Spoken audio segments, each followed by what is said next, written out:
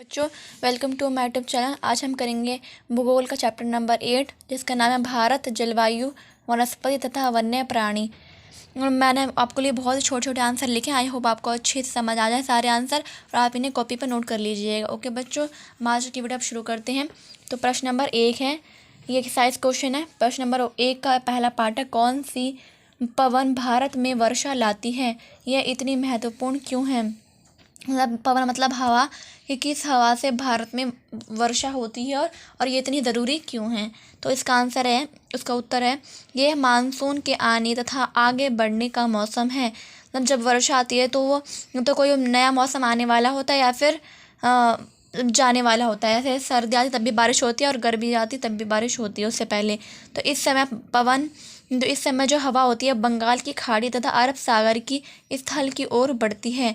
इस समय जो हवाएं होती हैं, जब बारिश आने वाली है तब हवाएं बंगाल की खाड़ी तथा अरब सागर में बहती हैं। दोनों में दो जगह बहती हैं। कहाँ पर? बंगाली खाड़ी में और अरब सागर में बहती हैं। फिर उसके बाद वे अपने साथ नमी भी लाती हैं। जब ये पवन पहाड़ों से टकराती हैं तब वर्षा होती है। देखो, जब पवनें होती हैं बंगाल की खाड़ी और अरब सागर में बहती हैं, फिर जब वो बहती हैं तो अपने साथ साथ नमी भी लाती हैं, कुछ कंकड़ पत्थर ऐसे लाती हैं। फिर उसके बाद जब ये पवन पहाड़ों से टकराती हैं, बहती बहती आती हैं। कहाँ बहती है? बंगाल की खाड़ी में और अरब सागर में। तो बहती भी आती है तो पहाड़ों से भी टकराती हैं। तो जब पहाड़ों से टकराती हैं तब मतलब जो नीचे भाग है, दक्षिणी भाग, वहाँ पर वर्षा होती है। यानी कि भारत में वर्षा होती है जब पवनें पहाड़ों से टकराती हैं, तब वर्षा होती है। तो आई होप आपको आंसर क्लियर हो गया होगा। तो मैंने इसी पे ये नहीं लिखा कि जो वर्षा होती है वह ज़्यादातर दक्षिणी भागों, यानी कि जो भारत का मैप होता है ना, उसके नीचे वाले भाग में, यानी कि तमिलनाडु, आंध्र प्रदेश में ज़्यादा बारिश होती है। जब वो दक्षिणी भाग में वर्षा होती है, जब पवनें पहाड़ों से टकराती है। तो मैंने यहाँ पर वो नहीं लिखा, क्योंकि बस इतना ही आंसर जो है वो ठीक है। आप इसको कॉपी पे नोट कर लीजिएगा। प्रश्न नंबर 1 का दूसरा पार्ट है, भारत के विभिन्न मौसमों के नाम लिखिए। भारत में कितने मौसम हैं, उनके नाम लिखने हैं। तो भारत में निम्नलिखित मौसम है। पहला शीत ऋतु यानी कि सर्दी का मौसम। दूसरा ग्रीष्म ऋतु यानी कि गर्मी का मौसम। तीसरा शरद ऋतु जो अक्टूबर और नवंबर में होता है, उसे शरद ऋतु कहते हैं। तीसरा शरद ऋतु जो अक्टूबर और नवंबर के महीने में होता है। और चौथा है वर्षा ऋतु, जो वर्षा होती है उस टाइम को बोलते हैं वर्षा ऋतु। ठीक है, मौसम होता है ये वर्षा ऋतु। कोई ऐसा मौसम होता है इसमें सिर्फ बारिश ही बारिश होती है, तो उसको हम वर्षा ऋतु बोलते हैं। तो दोनों पार्ट क्लियर हो गए। प्रश्न नंबर 1 का तीसरा पार्ट है, प्राकृतिक वनस्पति क्या है? तो इसका उत्तर है घास, झाड़ियाँ तथा पौधे जो बिना मनुष्य की सहायता के उपजते हैं। यानी कि देखिए, जो घास होती है और कुछ ऐसे प्लांट्स होते हैं, कुछ ऐसे पौधे होते हैं जो बिना मनुष्य की सहायता से ही ग्रो हो जाते हैं, उपज जाते हैं, बड़े हो जाते हैं। देखिए, किसी प्लांट को बड़े होने में मनुष्य की ज़रूरत होती है, क्योंकि जब मनुष्य प्लांट की देखभाल करेंगे तभी तो प्लांट जो है वो ग्रो होगा, तभी तो प्लांट बनेगा, ऊपर मतलब बढ़ेगी उसकी हाइट और वो अच्छे से मतलब रहेगा, मतलब ख़त्म नहीं होगा।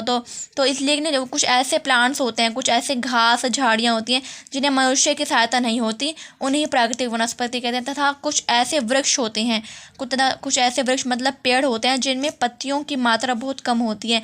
कुछ ऐसे पेड़ होते हैं जिनमें पत्तियां बहुत ही ज़्यादा कम होती हैं, उन्हें प्राकृतिक वनस्पति कहते हैं। तो 2 पॉइंट है प्राकृतिक वनस्पति के, कि वो प्राकृतिक वनस्पति क्या होती है जिसमें घास, झाड़ियाँ तथा पौधे, कुछ ऐसे घास है, झाड़ियाँ हैं, पौधे हैं जो बिना मनुष्य की सहायता के, बिना मनुष्य की देख रेख के ही बड़े जाते हैं। और कुछ ऐसे वृक्ष हैं जो जिन्हें पत्तियाँ बहुत ज़्यादा कम होती हैं, पत्तियाँ होती ही नहीं है जिन पेड़ों में, वो भी उन्हें हम प्राकृतिक वनस्पति कहते हैं। जो बिना मनुष्य की देख रेख के बड़े जाते हैं, उन्हें हम प्राकृतिक वनस्पति कहते हैं। तो प्रश्न नंबर 1 का तीसरा पार्ट जो है प्राकृतिक वनस्पति अच्छे से क्लियर होता है। आप देखते हैं, मैं आपको एक बार जूम करके दिखा देती हूँ, आप इसे कॉपी पर नोट कर लीजिएगा। प्रश्न नंबर 2 का पहला पार्ट है, विश्व में सबसे अधिक वर्षा वाला क्षेत्र कौन सा है? पूरी दुनिया में जहाँ पर सबसे ज़्यादा बारिश होती है वो कौन सा देश है, कौन सा क्षेत्र है? तो उसका आंसर है मौसिन राम, ऑप्शन नंबर का। तो मैंने यहाँ पर चारों पॉइंट लिखे हैं, मैंने सिर्फ यहाँ पर उत्तर लिखा है, आप उस पर टिक कर लीजिएगा बुक पर। तो इसका आंसर है मौसिन राम, ऑप्शन नंबर का। मौसिन राम मेघालय में है, जहाँ पर सबसे ज़्यादा बारिश होती है। और जहाँ पर बारिश बिल्कुल भी नहीं होती वो है राजस्थान का एक क्षेत्र जिसका नाम है जैसलमेर, वहाँ पर बारिश बिल्कुल भी नहीं होती। मैं आपको एक्स्ट्रा नॉलेज दे रही हूँ ताकि आपको अच्छे से जो टॉपिक है वो अच्छे से क्लियर हो जाए। तो सबसे ज़्यादा बारिश कहाँ होती है? मौसिनराम में, ऑप्शन नंबर का। और सबसे जहाँ पर बारिश बिल्कुल भी नहीं होती वो होता है राजस्थान का राज्य क्षेत्र जैसलमेर। तो प्रश्न नंबर 2 का सेकंड पार्ट है, जंगली बकरी तथा हिम तेंदुए कहाँ पाए जाते हैं? कहाँ पर जंगली बकरी और हिम तेंदुए होते हैं? तो इसका आंसर हिमालय के क्षेत्र में, ऑप्शन नंबर का इसका आंसर होगा। हिमालय के क्षेत्र में जंगली बकरी तथा हिम तेंदुए पाए जाते हैं। प्रश्न नंबर 2 का तीसरा पार्ट है, दक्षिण पश्चिम मानसून के समय आर्द्र पवनें कहाँ जब बहती हैं? तो ऑप्शन नंबर खा इसका सही आंसर है, समुद्र से स्थल की ओर। समुद्र में पहले बहती हैं फिर स्थल की ओर जाती हैं, यानी कि तमिलनाडु आंध्र प्रदेश में आती हैं तो वहाँ पर फिर वो वर्षा लाती हैं, तो वहाँ पर आर्द्र पवनें वहाँ बहती हैं। तो प्रश्न नंबर 3 है हमारा, खाली स्थान भरें। हमें यहाँ पर खाली स्थान भरना है, फिल इन द ब्लैंक्स हैं। तो एक पहला है हमारा, गर्मी में दिन के समय शुष्क तथा गर्म पवनें चलती हैं। गर्मी में दिन के समय थोड़ी सी गर्म हवाएं चलती हैं, जिन्हें डैश कहा जाता है। तो उसे क्या कहा जाता है? लू।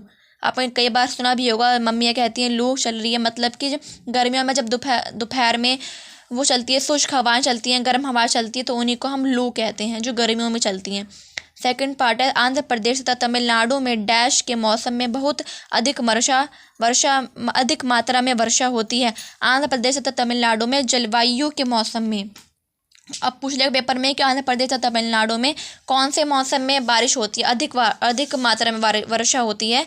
तो उसका आंसर जलवायु में अधिक मात्रा में वर्षा होती है। कहाँ पर? आंध्र प्रदेश और तमिलनाडु में।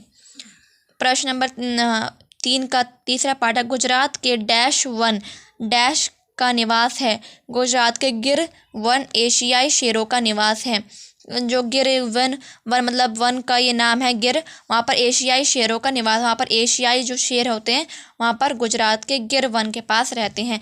तो आज के हमारा प्रश्न पार्ट नंबर 8 के जो एक्सरसाइज है कंप्लीट होती है। मैं आपको 3 क्वेश्चन अच्छी तरीके से करा दिए हैं, आप इसे कॉपी पर नोट कर लीजिएगा। आई होप आपको चैप्टर समझ आया होगा। और आपको मेरी वीडियो अच्छी लगी तो प्लीज़ वीडियो को लाइक ज़रूर कीजिएगा और चैनल को सब्सक्राइब कर लीजिए ताकि ऐसे और सारे चैप्टर्स आपके अच्छे से कंप्लीट हो जाएं। और thank you for watching my video. और आप मुझे इंस्टाग्राम पर भी फॉलो कर सकते हैं एज जिया खान स्टडी मेहंदी।